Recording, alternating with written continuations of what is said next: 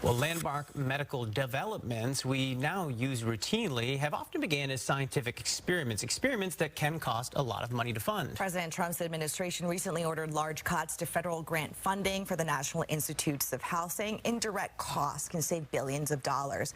Fox's Gary Baumgarten takes a closer look at the potential impacts.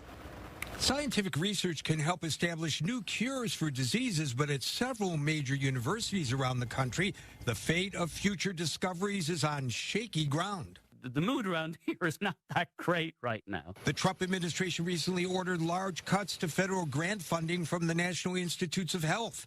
Those dollars are listed as direct costs to cover salaries and supplies, or as indirect costs for lab maintenance, utilities, and other items officials say are critical to the completion of their research. The White House says slashing indirect costs can prevent billions of taxpayer money from being wasted each year. While the Trump mandate is on hold and it's challenged in court, researchers at places like Duke University are trying to brace for what could come. Last fiscal year, Duke received about $580 million in NIH contracts and grants. You know, I sort of think of biomedical research as the patient. It's an important patient. We all want to save it. We all agree on the diagnosis that there's some waste and inefficiency.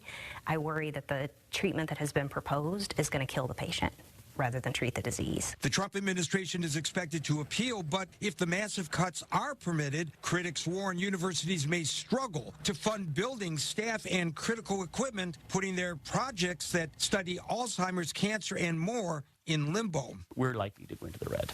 And so that means I'm going to have to lay off people. But it's not just cuts to indirect costs. Funding for new grants has also dramatically slowed, with the NIH pausing its grant application review process. Gary Baumgarten, Fox News.